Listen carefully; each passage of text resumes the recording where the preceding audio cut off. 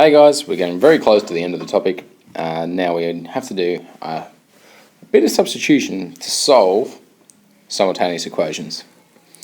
Most of the time you will find when you are given one of these questions, one, if not both, have one value as the subject.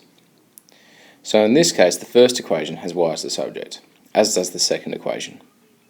But I'm just going to focus on that. The way that we answer these questions, and it's a very rigid way, you might not find it's for you, but this is just how I do it. I first of all rewrite them. I give them names. So y is equal to x plus 5, that's equation number 1. Y is equal to 5x minus 3, that's equation number 2. I do this so as that I can write down exactly what I'm doing. I'm going to sub equation number 1 into equation number 2. So in place of this y here, I'm going to be writing all of this. So I wind up with an equation where y is no longer one of the variables. The only variable is x. And here's an equation that I can solve quite easily. Now if I take away 5x from both sides, I wind up with negative 4x plus 5 is equal to negative 3. If I take away 5 from this side, take away 5 from that side, I wind up with negative 4x is equal to negative 8. And if I divide both sides by minus 4,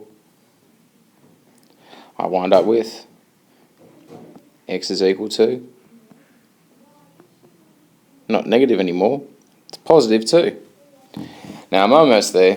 What I need to do is take this value and substitute it back into my first equation. So if I was to continue on writing it the way that I've been writing it, which is the long way, which is not the bad way at all, I call this number 3. I'm going to sub equation number 3 into equation number 2. And that's going to be pretty easy. Y will be equal to 3 plus 5, which means it's 8.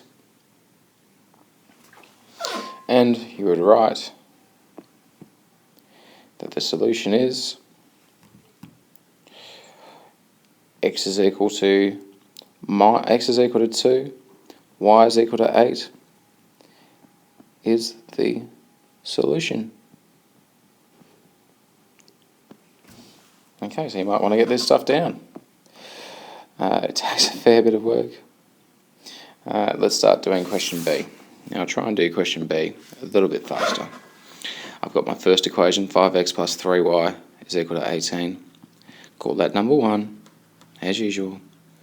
Y is equal to 5 minus 2x, call this number 2. Alright guys, so drawing your attention here, drawing your attention up here, the one equation that has one of the variables as the subject is this one. So I'm going to use this and put it back into here.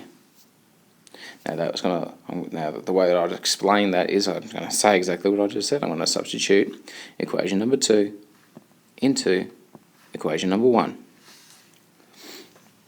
So it's going to look like this. 5x plus 3, and instead of y I'm going to write 5 minus 2x. Now guys, I got that from this part. Y is equal to 5 minus 2x. I wrote it in place of y, and that's all equal to 18. Now I need to do a bit of algebraic work here. 5x stays the same. I expand the brackets, and so I get 15 minus 6x is equal to 18. I collect these like terms here to get negative x plus 15 is equal to 18. If I subtract 15 from both sides, and I'm not going to write down that step, minus x is equal to it's positive 3. And if minus x is equal to 3, that means that x is going to be equal to a minus 3. If I call this equation number 3 and I substitute it back into an equation number 2, sub 3 into 2.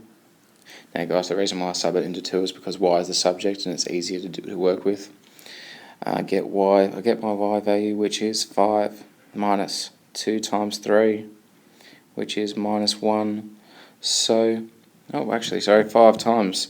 Minus 2 times minus 3, minus 2 times minus 3. 5 minus 2 times minus 3 is minus 6, so that's plus 6. So the actual answer is 11.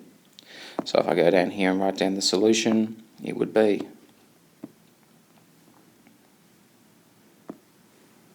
x is equal to minus 3, y is equal to 11 is the solution. And we're all done.